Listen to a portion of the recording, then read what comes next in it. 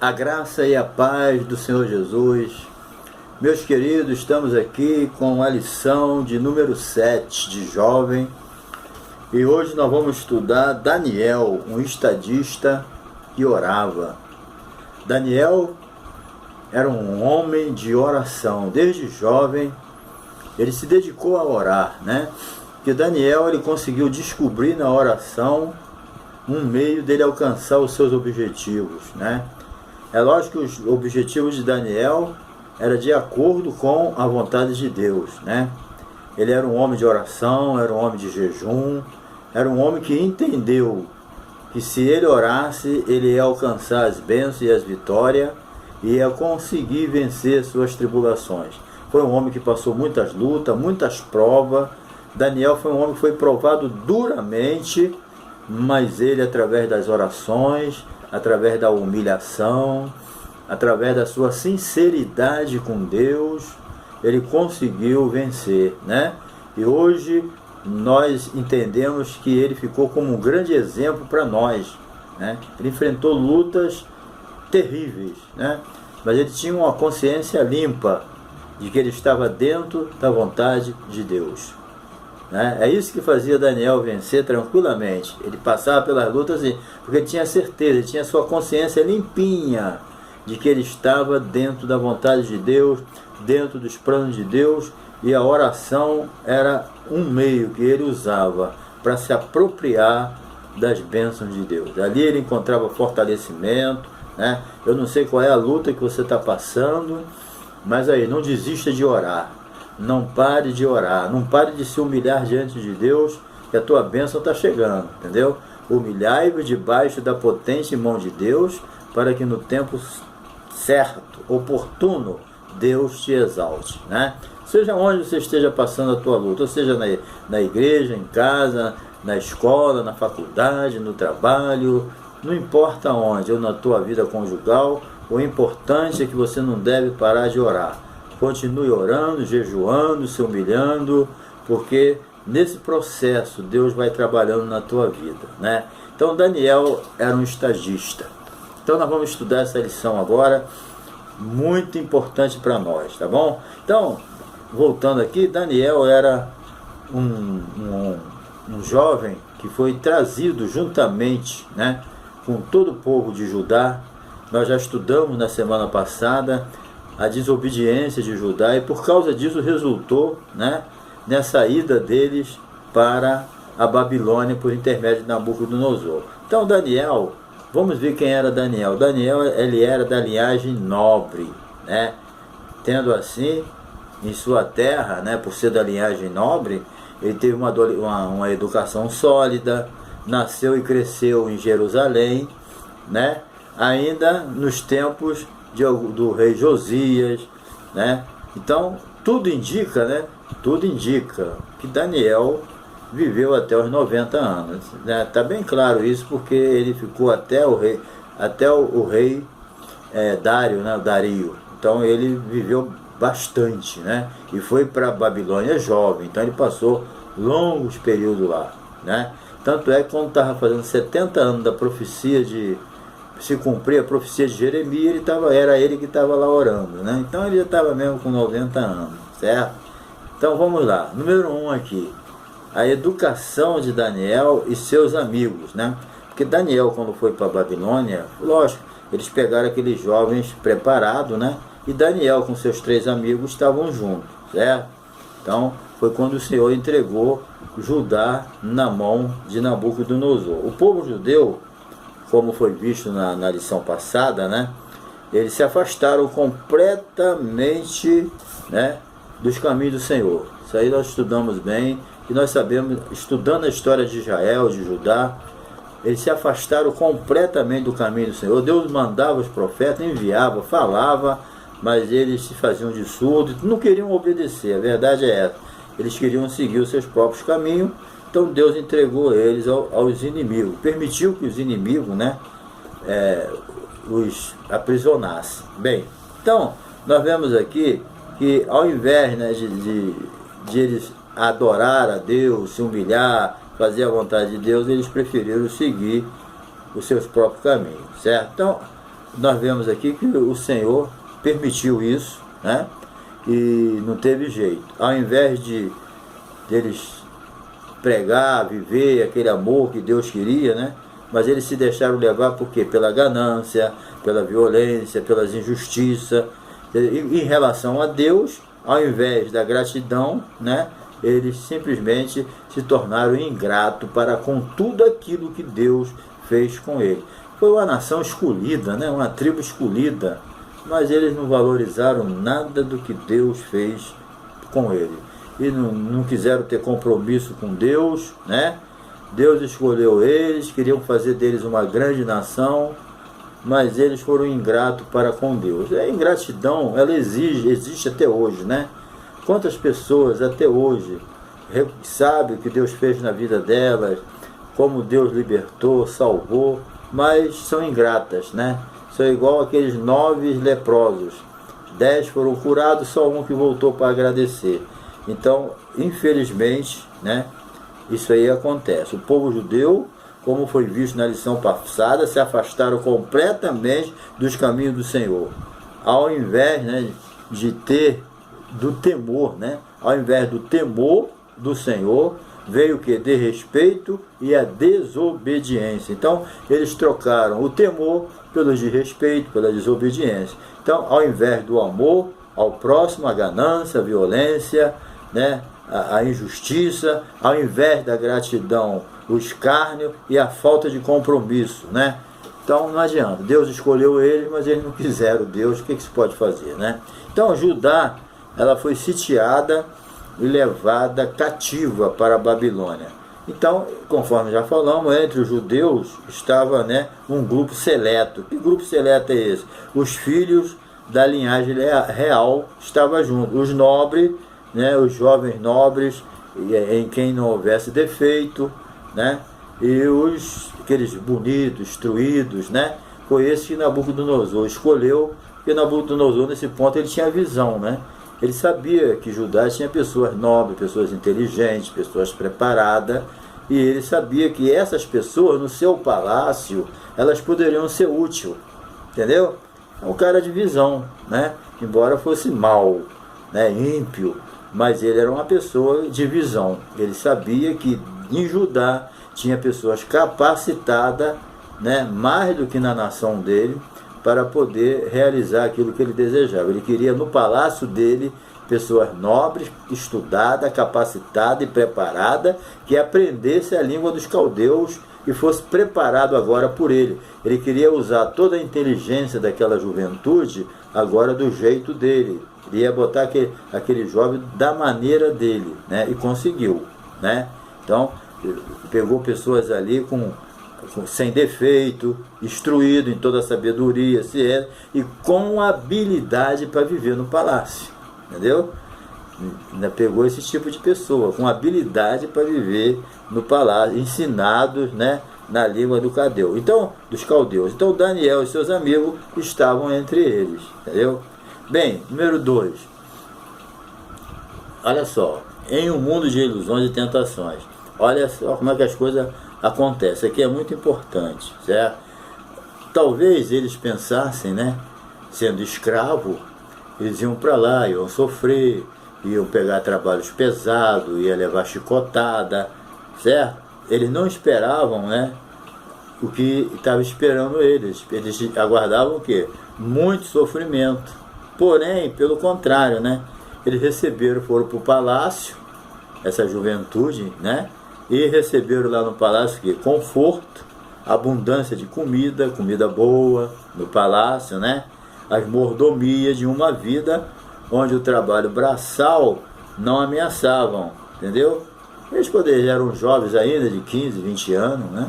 Talvez eles estavam esperando uma coisa ruim, uma escravidão, né? Mas não, foram para o palácio.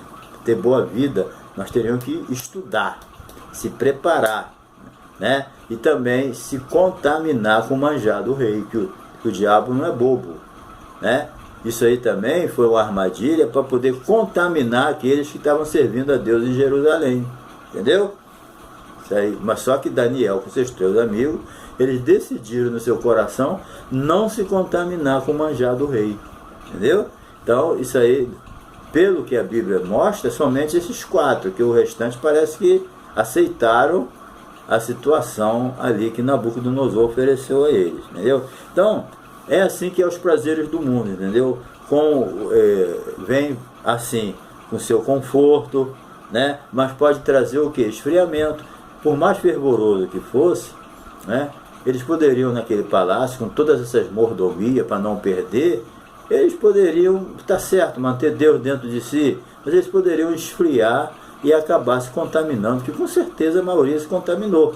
Só Daniel com seus amigos que não, porque eles já tomaram uma decisão antecipada, eles se anteciparam. Tem coisa na vida da gente que a gente não tem que esperar acontecer, nós temos que se antecipar para não pecar contra o Senhor, entendeu? Se ficar esperando acontecer, não vai ter jeito. Daniel com seus amigos não esperou acontecer não. Logo foi lá com o mordomo lá, conversou, nós não queremos essa comida, nós não queremos contaminar, e foi crendo em Deus, tomando decisões, mas crendo que Deus ia fazer o milagre, e Deus acabou tocando no coração, né, lá dos seus superiores, e eles aceitaram a sugestão de Daniel com seus amigos, e eles acabaram não se contaminando com o manjar do rei, né? Isso é que é importante, ou seja, por causa disso eles não se esfriaram na fé, né? Uma identidade firmada na rocha. Então, a primeira mudança, né, que o diabo usou para fazer, para apagar da memória o Deus de Jerusalém, foi a mudança de nome, né? Daniel recebeu com seus amigos, né, um novo nome, certo? Que tinha muito a ver com a identidade do seu possuidor, né? Igual, por exemplo, antigamente o nome era muito ligado com a pessoa, né? Então, como Moisés foi tirado das águas, Moisés significa isso, e assim por diante. Os nomes eram muito ligados com a pessoa, e também podia ser alterado, né, com base em novos momentos que a pessoa fosse viver. Por causa de uma situação que a pessoa estava vivendo quando nasceu, naquele momento, como Moisés foi tirado das águas, esse nome posteriormente, de acordo com o momento que a pessoa estava vivendo, esse nome podia ser mudado, como o de Josué, né? É assim por diante. Então nós vamos ver aqui, os 4 amigos tiveram seus nomes mudados, certo? Isso aí é uma tentativa de fazer com que suas identidades fossem desconstruídas. Por quê? Porque juntamente com outras estratégias complementares, né, isso aí veio para apagar, vão apagar da memória deles o Deus lá de Jerusalém. Porque esse Deus tem uma influência muito forte na vida deles. Eles perceberam isso, lógico. Eles já sabiam como é que era o Deus de Israel, né? Então Daniel, Deus é o seu nome. Nós vamos ver, né, que isso aí é muito importante. Olha, nos tempos bíblicos, o significado de um nome dizia muito acerca da identidade do seu possuidor, né? Olha só, veja alguns exemplos. Moisés, salvo das águas. Isaac, riso, né? Moisés, salvo das águas. José, Deus acrescentará. Samuel, Deus ouviu a oração de Ana, né? Então, muitas vezes o nome era alterado ao longo da vida, né, de acordo com a situação. Os 4 amigos, né, eles tiveram seus nomes mudados numa tentativa de quê? Por que eles queriam apagar o nome deles? Certo? As suas identidades fossem desconstruídas. Desconstruir tudo, eles eram novos ainda, né? Então seria fácil mudar o nome deles e eles esquecer o Deus do passado deles, mas que é um Deus do presente também. Eles não conseguiram, né? Então, nós vamos ver aqui. Chamavam Daniel, Daniel era Deus é meu juiz. Ananias, o Senhor é gracioso. Misael, quem é igual a Deus. E Azaria, o Senhor ajuda. Respectivamente, passaram a se chamar Beltesazar, nome do principal deus da Babilônia, Sadraque, servo de Iacu, deus da lua, Mesaque, a sombra do príncipe, e Abidenego, servo de Nego, deus da sabedoria. Então, né? Mas conseguiu apagar? Não. Não conseguiu. Certo? Sabe por quê? Eles, na verdade, eles eram convertidos, né? Alguém podia chamar Daniel de Beltesazar, o principal deus da Babilônia, mas ele sabia que ele não era isso. Pelo contrário, Deus é meu juiz, é Ele que me julga. Essa convicção Daniel tinha, né? Não importa como te chamem, o que importa é aquela convicção que você tem com Deus. Pode te chamar de bobo, pode dizer que você está perdendo seu tempo na igreja. Às vezes na faculdade, na escola, no trabalho, aonde você estiver, alguém pode falar: você está perdendo seu tempo na igreja. Você está perdendo seu tempo lendo a Bíblia, esse livro antigo. Não importa o que as pessoas dizem, não importa o que as pessoas pensam de você. O que importa é o que Deus está pensando de você. Você vê como que Deus abençoou Daniel, como Deus abençoou os 3 amigos deles. Aqueles que me honram, eu honrarei. Deus falou: se você honrar a Deus, aonde você estiver, falem o que quiser, Deus vai te honrar. E quem te humilha vai ser envergonhado. Pode ter certeza disso. Entendeu? Isso aí é que a gente precisa entender. O que importa é o que Deus pensa de mim. O que importa é como Deus me vê. Tá bom? Então, a oração em tempos difíceis. 2 aqui. Bem, Daniel e seus amigos, diante de tantas dificuldades, né? Muita luta, num país estranho, jovens ainda, distante. Inclusive Daniel nunca mais voltou para sua terra. Não foi fácil, né? Mas ele manteve a sua integridade, porque ele confiou no seu Deus, certo? Então, eles não deixaram de orar, como acontece com muitos crentes, né? Que na luta deixam de orar. Tem crente que a primeira luta que levanta, ele para de orar, desiste, desanima, diz que Deus abandonou ele, que Deus não gosta mais dele, que Deus não está mais com ele, que ele não sabe o que está acontecendo. Querido, quando a luta vier, dobra a tua oração, entendeu? Faça igual Daniel, né? Quando falaram para Daniel que ele não podia orar, aí que ele foi orar mais ainda, entendeu? Então, não pare de orar. Daniel e seus amigos não abriram mão da sua oração, não abriram mão da sua fé, não abriram mão da sua comunhão com Deus, enfrentaram a luta, pagaram o preço, e o preço foi alto. Entendeu? Pagaram o preço. Não foi fácil não. Estuda a vida de Daniel, lê o livro de Daniel, estuda a vida dos 3 amigos dele, fornalha ardente, cova dos leões. Não é fácil não, entendeu? Mas eles nunca pararam de orar. Nós vamos ver mais para frente que Daniel preferiu a cova dos leões do que parar de orar, né? Então Daniel foi vítima de uma conspiração. Às vezes você pode ser vítima de uma conspiração, né? Ser humano é falho, né? E o diabo usa, né? Então, sendo vítima de uma conspiração, ele não abriu mão da oração. Então ele preferiu ser julgado na cova dos leões do que parar de orar. Você vê como é que a oração é importante? Você já imaginou uma pessoa inteligente igual Daniel preferir ir para a cova dos leões do que parar de orar? Às vezes a gente para de orar por tão menos, né? Daniel foi ameaçado. Então, querido, nós às vezes não sofremos ameaça, paramos de orar de bobeira, assim, paramos. Simplesmente, né? Não faça isso. Continua a orar, porque a tua bênção está chegando, tá bom? Então vamos lá. Vidas que oram em todo o tempo. Então, como agiríamos, né? Se estivéssemos no lugar de Daniel? Como é que você agiria? Como é que eu agiria? Né? Se alguém falar: se você orar, tu vai morrer. Você oraria? Sim ou não? Responde para você, né? Daniel preferiu morrer, mas não morreu, porque Deus não deixou, né? Então, com certeza, isso aí a gente precisa entender. Então, digamos que nós estejamos juntos, com todos na igreja, aí nós oramos, glorificamos a Deus com facilidade, né?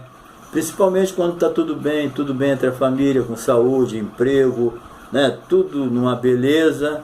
Então a gente estamos ali junto, né? Vamos orar na igreja, junto com todos, louvando a Deus. É uma diferença muito grande, né? Agora, será que faremos a mesma coisa quando a tribulação bate a porta, né? Pois pior que seja a sua situação, nunca deixe de orar, entendeu? Você está tudo bem, a tribulação vem e chega, bate palma lá no teu portão e entra. Ela não pede licença. Continua orando, continua buscando, entendeu? De repente essa luta veio para tu orar mais ainda, igual Daniel. Daniel, tu não pode orar não, então eu vou orar 3 vezes no dia agora. Dobrou, multiplicou. Número 3, disciplina da oração. Então, tudo deve ser entregue a Deus, entendeu? Além da nossa vida, também o nosso tempo, porque às vezes o nosso tempo tem que estar na mão de Deus. 24 horas todo mundo tem, é o presidente da república, entendeu? É o pastor, é o homem de oração, é a mulher de oração, entendeu? É o empregado, é o patrão. Toda a família, todo mundo tem a mesma hora, o mesmo tempo. Todo mundo tem 24 horas pela frente. Agora, o tempo para orar, quem tem que fazer é a gente. Temos tempo para comer, porque tem que comer. Temos tempo para dormir, porque tem que dormir. Tempo para tomar banho, tempo para sair para o trabalho, né? Tempo para trabalhar. Nós temos tempo para ir para a igreja também, tem que ter o tempo. Então, querido, o tempo, quem faz somos nós. Nós temos que fazer tempo para orar também.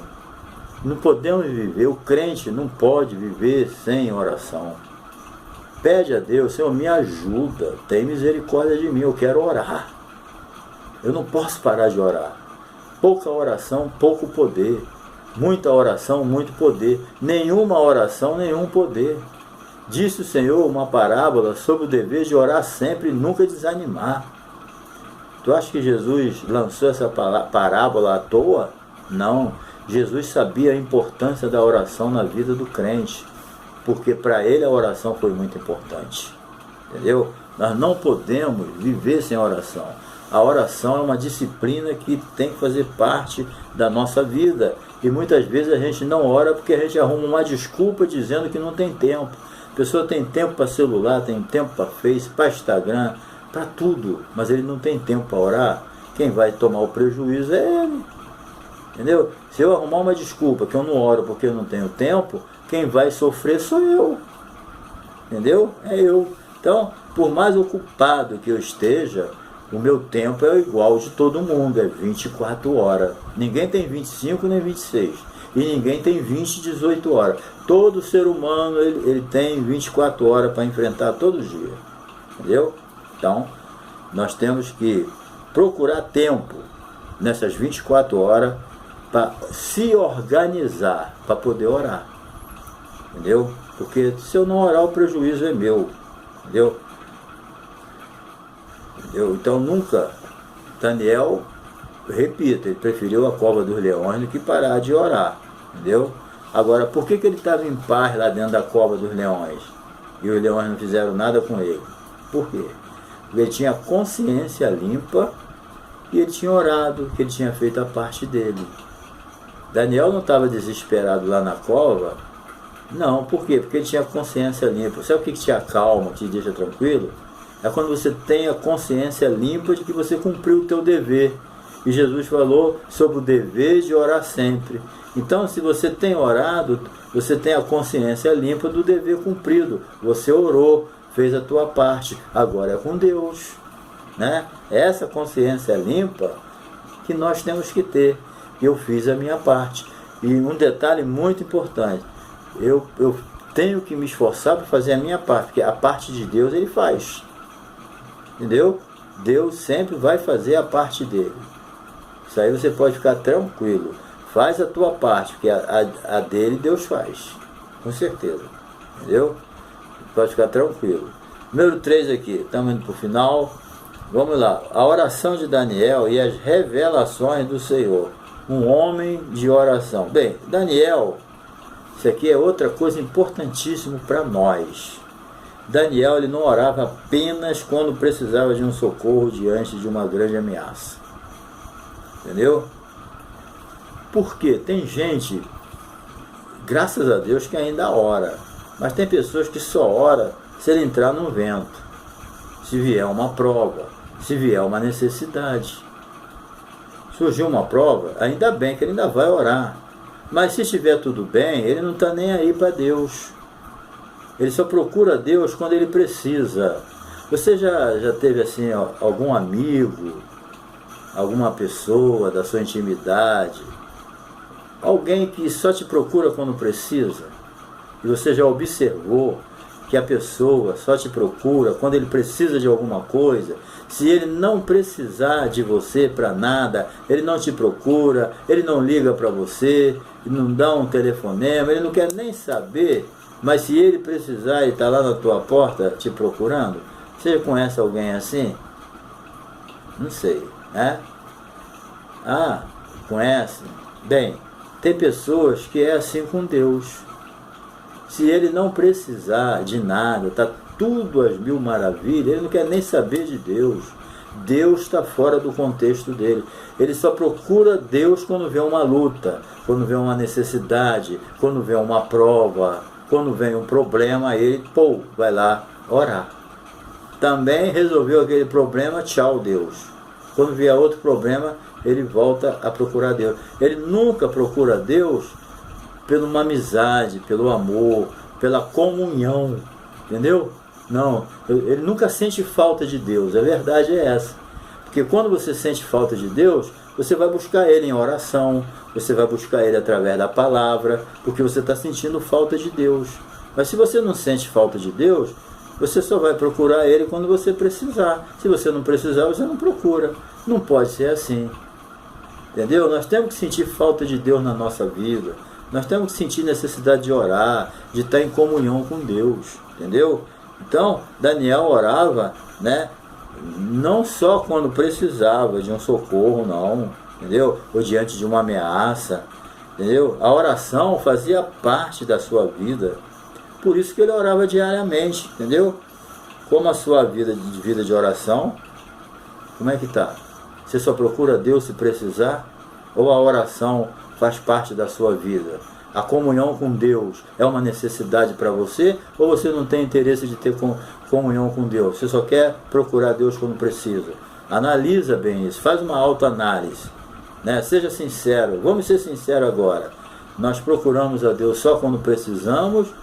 Ou sentimos falta dele independente da prova? Hein? Isso aí que é importante. Precisamos, querido, sentir falta.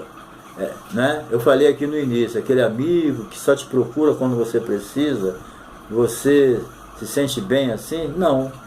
Né?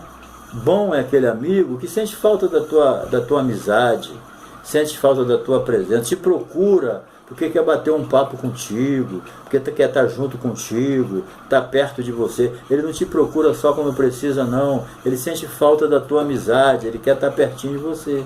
É assim que Deus quer que nós venhamos ter um relacionamento com Ele. E era esse relacionamento que Daniel tinha com Deus. Entendeu? É isso que a gente tem que entender. Então, em pouco tempo, né, o Daniel foi elevado ao alto escalão no palácio, certo? Da Babilônia. Ele trabalhava junto com os reis. Mudava rei, ele estava junto com o próximo, certo? Deus sempre colocou ele junto com os reis. Então Daniel era um homem muito ocupado, entendeu? Muito ocupado. Naquele tempo, essas pessoas tipo Daniel eram muito exigidas. Um Nabucodonosor não dava sossego para um Daniel, entendeu? Não dava, sempre chamando ele para resolver os abacaxi da vida deles.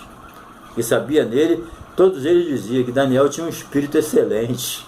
Sabe qual era o espírito excelente que tinha na vida de Daniel? O Espírito Santo. Entendeu? O Espírito Santo de Deus. Então, ele era um homem que era muito ocupado. Vivia no alto escalão lá nos palácios, ao lado dos reis. Mudava rei, Daniel permanecia. Entendeu? Por quê? Por causa do espírito excelente que ele tinha e a vida de oração. E tinha tempo para orar. Né? Então ninguém tem desculpa, gente. Se a gente não quiser orar, é melhor a gente confessar, pedir perdão a Deus e voltar a orar. Certo? Então, é isso aí. Nabucodonosor, Belsazar, Dario, era o rei que ele trabalhou junto. Né? Então todas essas situações, com luta ou sem luta, entenda bem, Daniel sempre orava e depositava em Deus toda a sua confiança. Querido, que você passe luta ou não, deposite em Deus a sua confiança e permaneça em comunhão com Deus através da oração. Entendeu? Aprenda a conversar com Deus constantemente, né? aprendemos com isso em todas as áreas da nossa vida, né? Nós aprendemos com isso. Todas as áreas da nossa vida devem ser colocadas diante do Senhor. Tá bom? Vamos para o final aqui. 3. As orações que Deus ouve. Bem, o que fazia Deus, encerrando, olha a importância disso aqui. O que fazia Deus prontamente atender as orações de Daniel? Entrando no detalhe que ele tinha um acesso direto a Deus.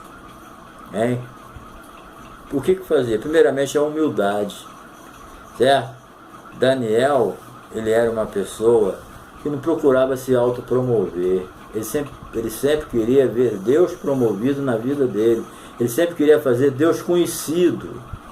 Tanto é que quando Daniel estava na cova dos leões, qual foi a palavra que o rei Dario usou? Daniel, servo do Deus Altíssimo. Aí, era isso que ele queria. Ele queria promover a Deus. Ele estava no espírito de João Batista, a humildade. Quando falaram para João Batista, João Batista, Jesus está levando teus discípulos aí. O que ele reclamou? O que ele falou? É necessário que ele cresça e eu diminua. Então, querido, o que tem que acontecer na tua vida e na minha? Que Jesus cresça e que nós venhamos a diminuir. Olha, quanto menos você e eu aparecer, melhor. Sabe quem tem que aparecer na tua vida? É Jesus. Quando alguém olhar para você e ver Jesus, aí tu está bem. Entendeu? Tem pessoas que ele aparece mais quando ele prega, quando ele faz a obra de Deus, quando ele ora, quando tudo que ele faz só aparece ele. Jesus não aparece. Ele só usa o nome de Jesus, mas quem aparece é ele. Querido, mas é necessário que ele cresça e que nós venhamos a diminuir. Entendeu? Então Daniel era um homem humilde, longânimo, tinha paciência, esperava o momento certo, não passava à frente de Deus. Outra coisa, além de Daniel ser humilde, né, e também de procurar só engrandecer a Deus na vida dele, ele gostava de ser conhecido como o servo do Deus Altíssimo, né? Tem alguns aí que se acham até o Senhor acima de Jesus, né?